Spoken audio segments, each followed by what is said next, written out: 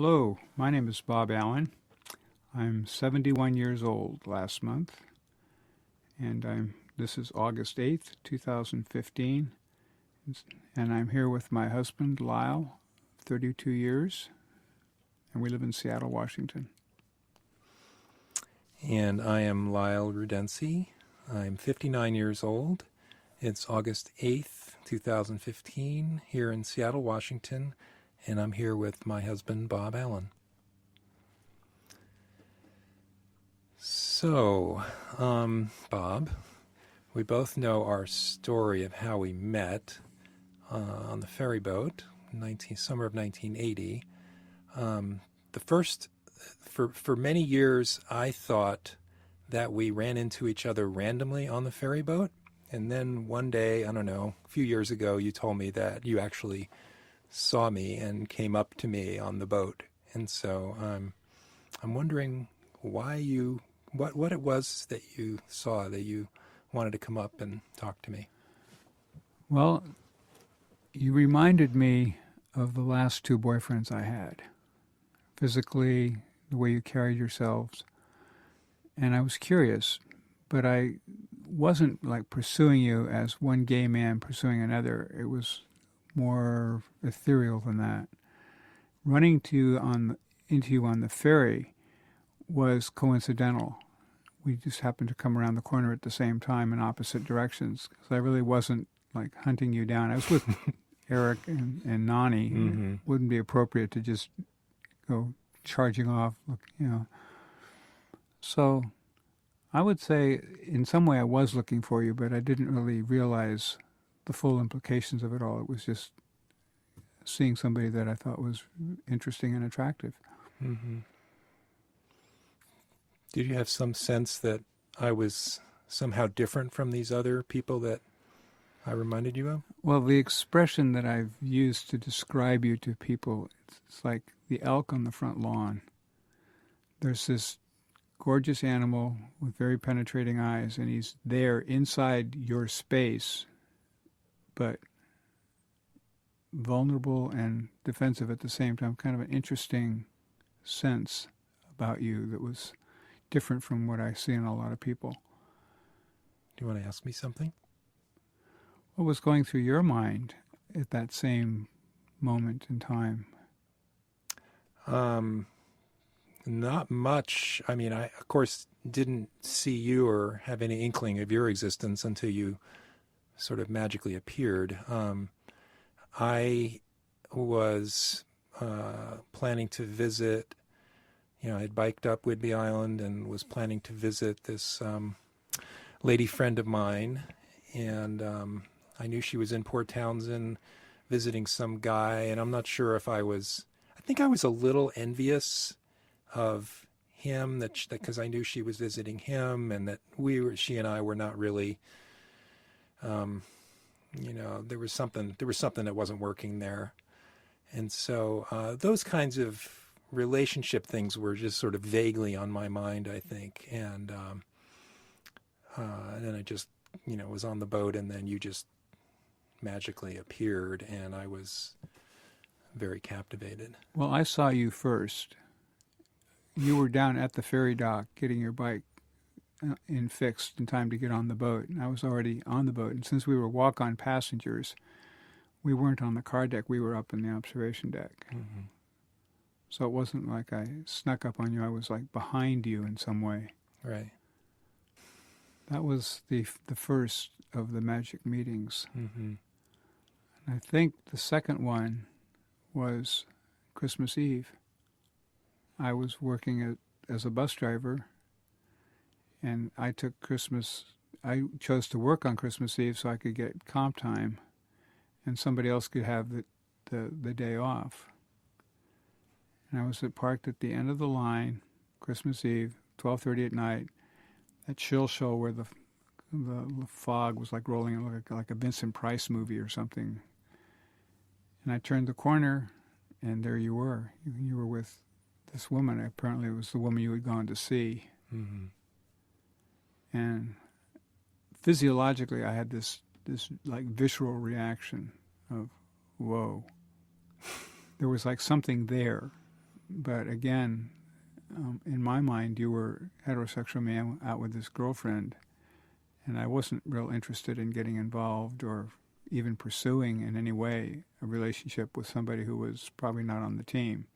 Plus, I was leaving a relationship, so I wasn't in relationship-looking mode. And my therapist told me that anything you've been doing in the past, do the opposite, because what you've been doing in the past doesn't work. And so there's something in your psyche that's leading you to do the wrong thing. So I was doing a steadied approach to other people, but not like searching. But there was this other person on my committee who was responsible for the lunge. What lunge? Well, it was more in my head than physiological. But oh, and then you got off the bus on the street that I lived on, Mm-hmm. which really sort of freaked me out. Because one thing I learned as a bus driver is that you get just a tiny little snippet of somebody's story, and then they're off the bus. So you see them, they get on, they get off. And to pass the time in my mind, I would just like think about people. But what I didn't like was having somebody that I was interested in some ways, but never saw any way of working it out or making anything happen, and being constantly reminded that I'd see you and then wouldn't see you at all for a couple of weeks, and then you'd ride your bike in front of my bus in the U district. And it's, oh, there he's still here. Did But you, after these meetings, did you have a feeling like, oh, I want to see him again? Or was it just like, oh, there he is again? no, it was that annoying guy. there was a wanting to, but from my past experiences, I was afraid to act on it. For one thing, it wasn't like studied indifference to you. It was, but there was no way that our life circles overlap. We didn't know people in common. I didn't know where you worked or where you lived, really. Oh yeah, each time we spoke to each other. So there were 4 meetings, and each of them was short, where we had an exchange, we talked to each other, and then we just went our separate ways. Really weren't sure until the 4th one, weren't sure whether we'd ever see each other again. They were totally random meetings, either on the street or on the ferry or in the store. So yeah, they were just these sort of alluring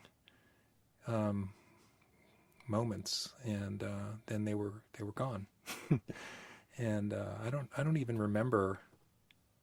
I don't remember a whole lot of what I thought afterwards, after each meeting. It was just this thing that happened, and then seemed to sort of vanish, and then it seemed like I would go on with my life. And for me, that was a very sort of, I don't know, difficult and exploratory time of my life, where I had just moved to Seattle, and I had left this graduate school program that I was not happy with, and I was starting life over, and dealing with some feelings about who I was and past relationships, and so. How did you end up out here while this was going on? I had decided that I would leave the graduate school program that I was in Cleveland, and my great uncle Ed Rudensey had left, upon his death, he had left a handwritten notebook about his travels around the country in 1906 and his time living in Seattle from 1906 to 1921. And he left it to my brother and I for some odd reason. I think because my brother and I told him about a trip that we took around the country when we were in college. We used to visit him in the old age home. And so I think it made him sit down and start writing his memoirs. And so my brother was in Maine and wanted to move to a place that had the natural beauty of Maine, but had a little more excitement. And I wanted a place to run away to. So we concocted this plan. We both got a little bit excited about Seattle. We concocted the plan to move out here, and I thought I was going to keep going up to Alaska, and that's a whole nother story where I ended up going partway up and then coming back and staying here and living with my brother for a while, and then starting life here and running into you. So Sort of visual imagery is that we're sort of back to back, dealing with things around us and outside of us, but really we should have been facing each other. And it took a while for those two images to merge so that we were actually having a conversation mm-hmm. and not just a chance set of happenings. Mm-hmm.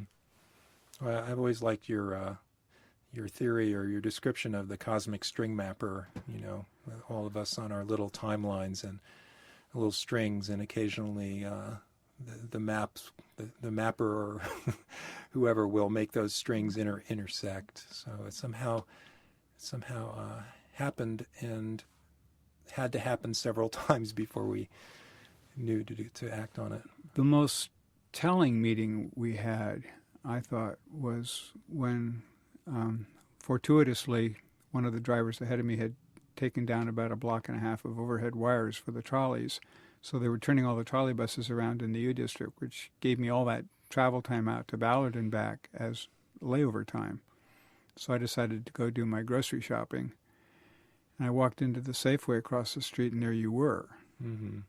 And this would surprise me because just when Lyle sightings were sort of diminishing, there'd be this pop-up, and you'd show up like Waldo. Oh, here's another one. Mm-hmm. But you were talking about, I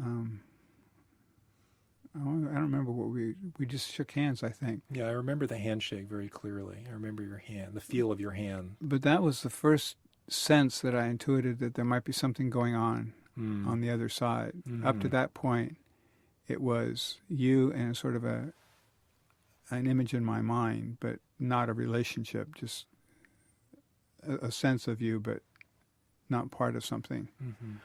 That meeting in the U District had me thinking that it's almost as if we were being guided by some benevolent force. I hate to sound hokey about it, but that's always what I've thought, was we were given these several chances to make something happen.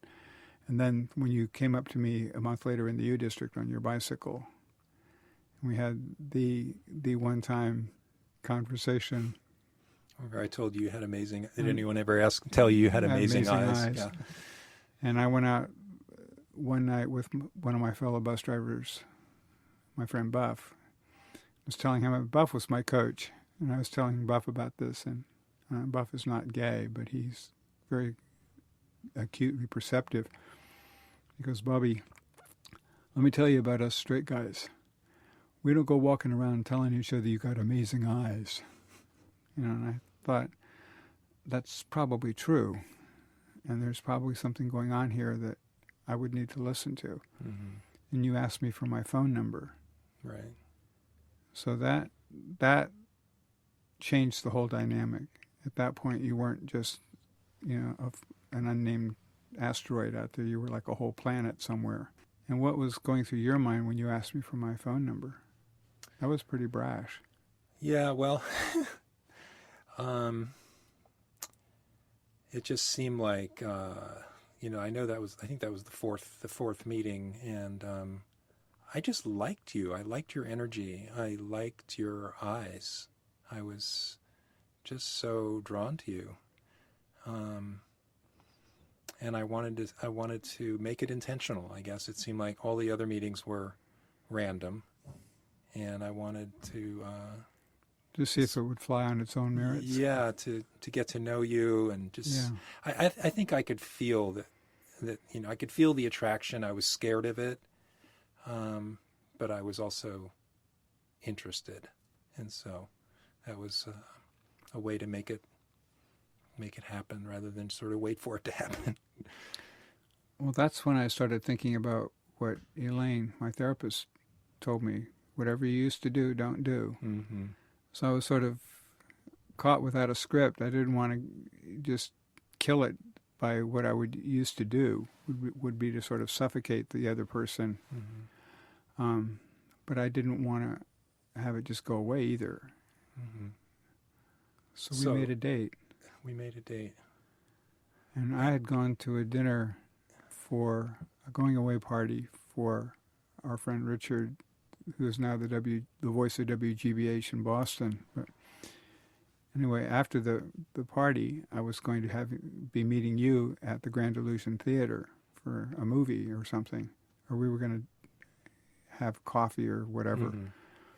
And I didn't have a car at the time. The car was in the shop, so I got a ride with one of the people at the meeting. And Kenny. Mm-hmm. And as we were driving up to the theater, Kenny went by.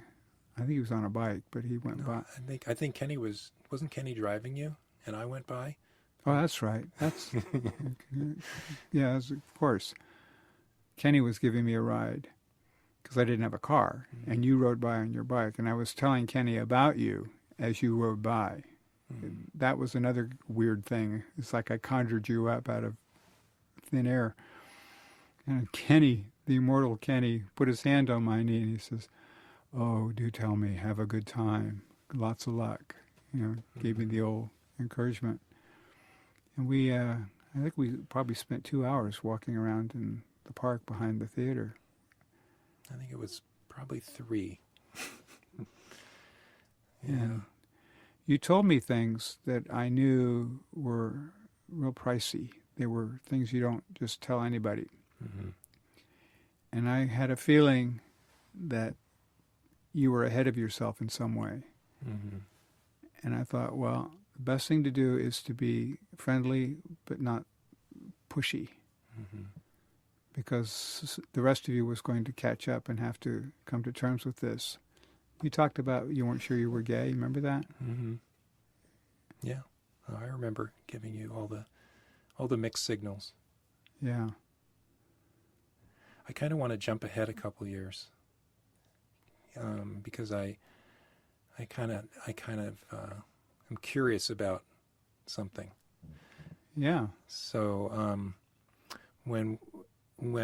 after we had our wedding in 1984, and then I think it was sometime in 85, and you were driving along. You knew that I was interested in, that I had started working with kids. I was a Montessori teacher by that point, and that I had some interest in maybe being a dad.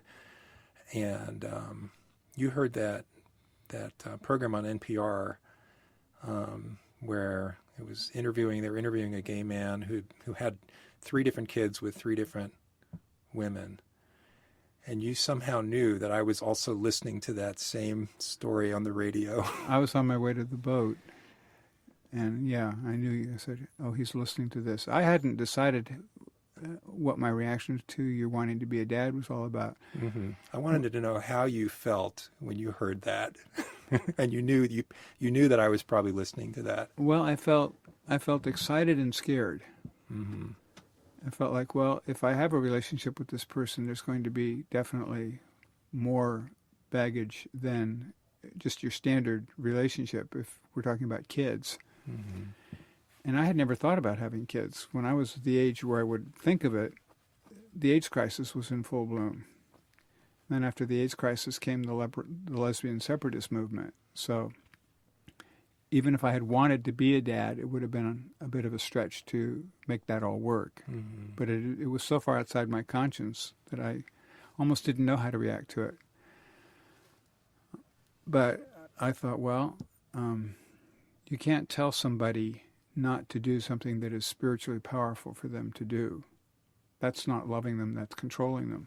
Mm-hmm. And I sensed the decision wasn't whether you should have a baby or be part of a parent. The question really is, do I want to be part of that? And if I can't support that, then I need to be someplace else. I didn't want to be anyplace else. That was the conundrum, because mm-hmm. I had the same feeling about you that you did about me. I really liked your energy. I liked your I don't mean this pejoratively, but your like childlike celebration of the universe. You just had this way about you that of seeing the simple, endearing, basic qualities about people and the world around you. And I thought that doesn't happen very often, especially in this kind of jaded community. Mm-hmm. But it led me to when I came home and you said, I heard this amazing tape, and I said, I know you did. I think we jumped at some point in one big leap. We both jumped out of the plane together. Mm-hmm.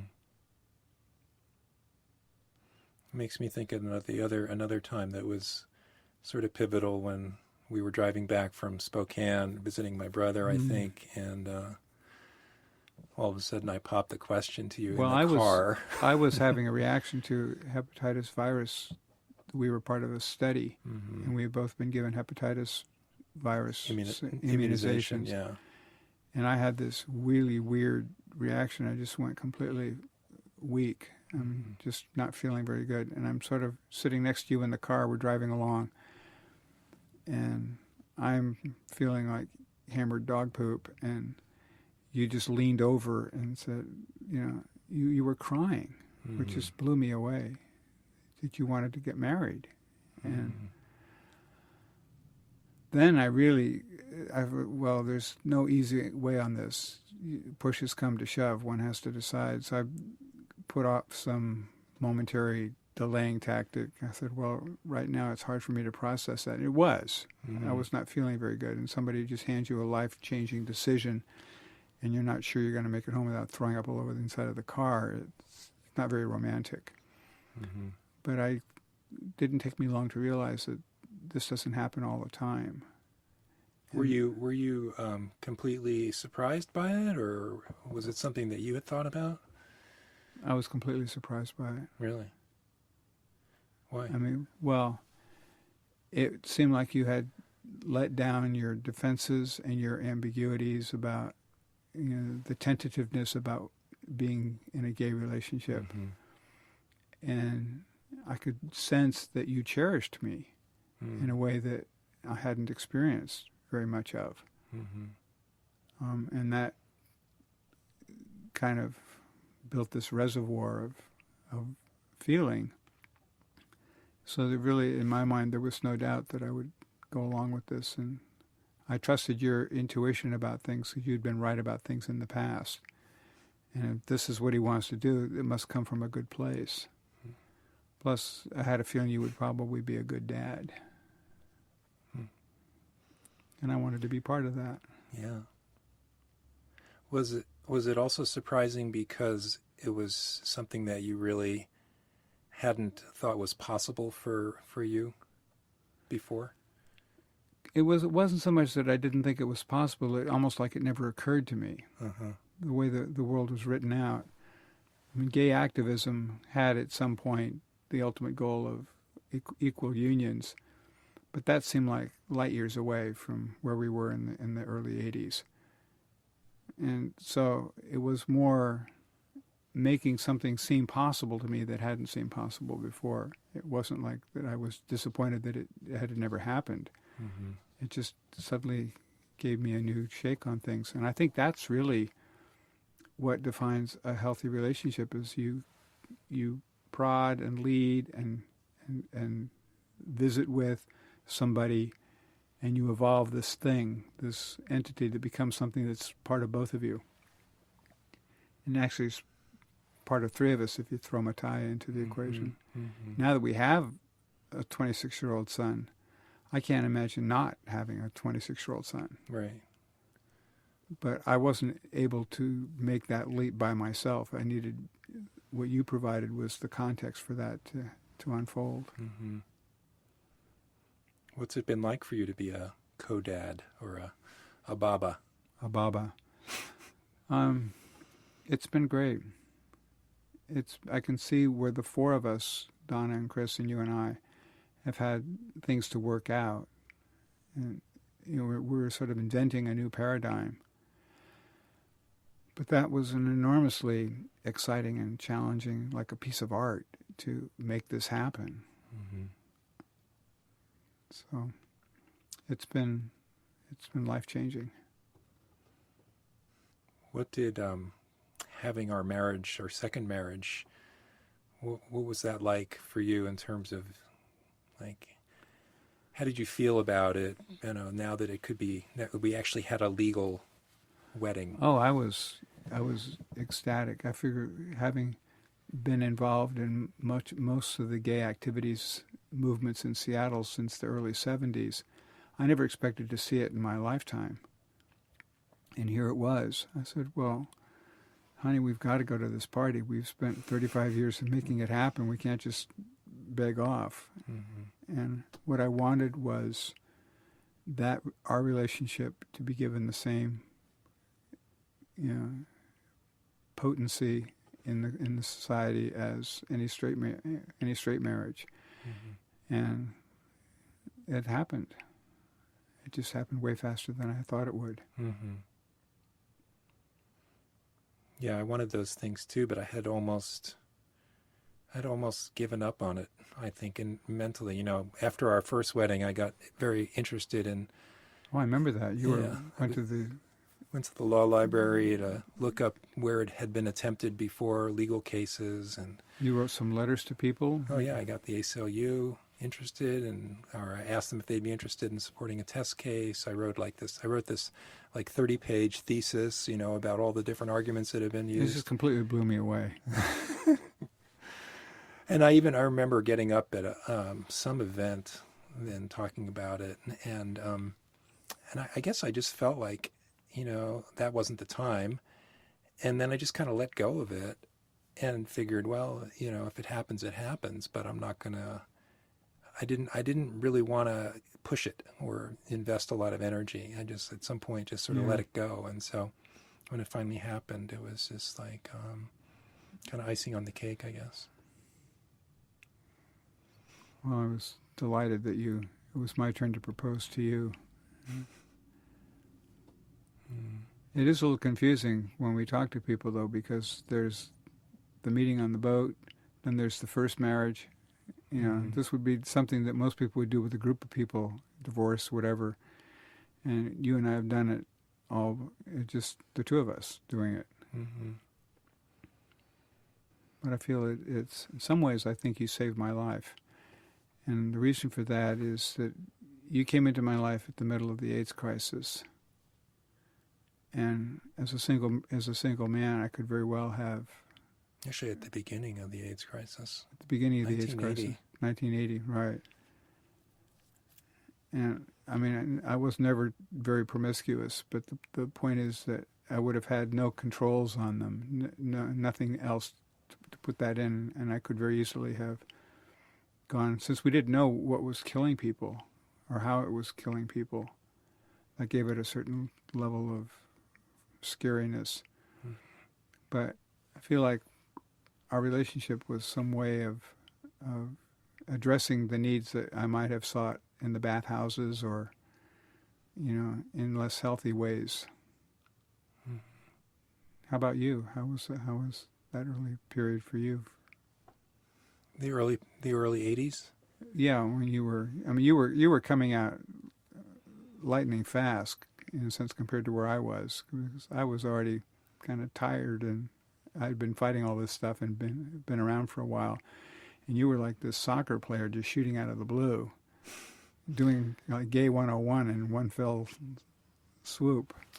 Well, yes and no, because I was almost like two steps forward, one step back in a way. I was, as you said, ahead of myself in some ways. So I had this strong sense that it was right to be with you, but it took me years to realize that it wasn't just you as an individual, that there was something about who I was, having a gay identity, that it took me years to really come to grips with. And, as you know, I had other relationships with men and women during that time, short things, and I had to kind of feel out like who I was, and mm-hmm. you somehow put up with that during the early years of our relationship, which to me is kind of amazing. I knew that if you had ever felt that I was like a restraint, that would not have boded well for the relationship. Mm-hmm. I feel like, well, he needs to do this stuff. Mm-hmm. It was kind of painful. But yeah. Well, you did a little exploring over I yourself, as I remember. I wasn't completely,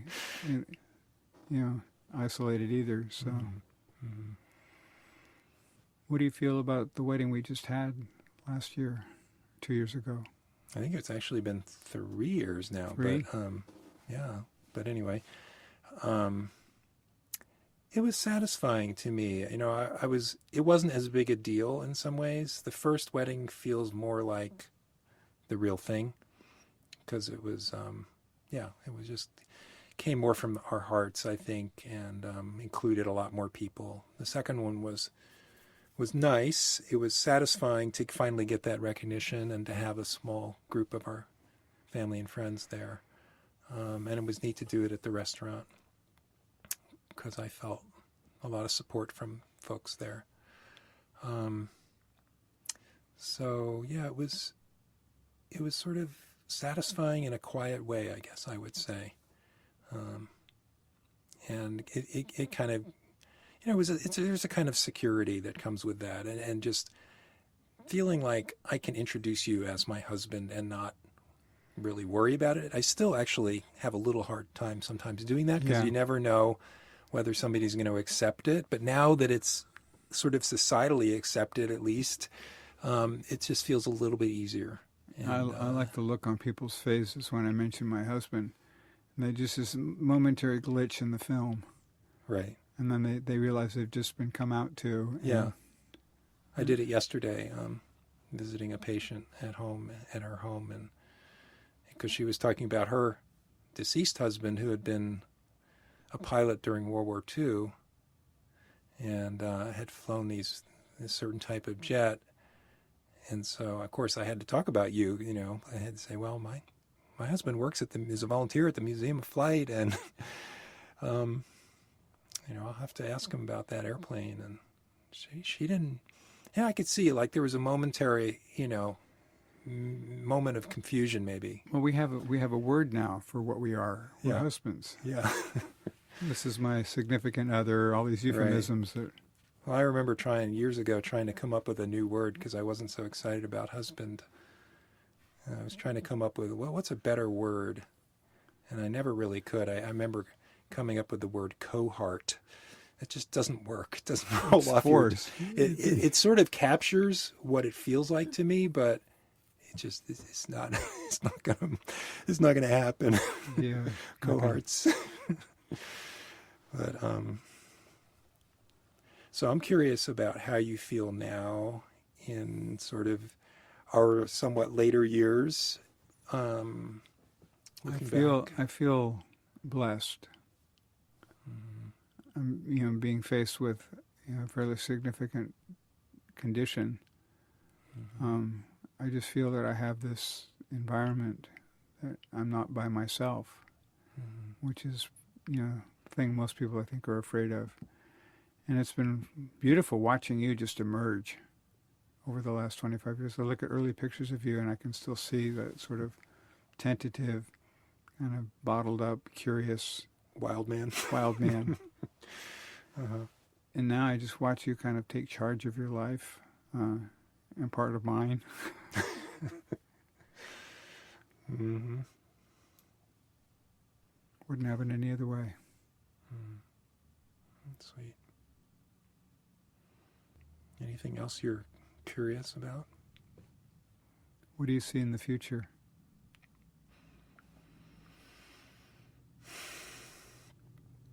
Well, I see us enjoying some traveling together and having more time together. It's a little bit hard working full time now, and having my mom not be well. But I'm glad that you're doing well health-wise, and I'm looking forward to spending quality time together and with our friends and traveling and doing those kinds of things. You make me laugh in ways that I don't often get to. It's just your take on life is amusing and powerful and very exemplifying. Well, thank you. I still think you have amazing eyes.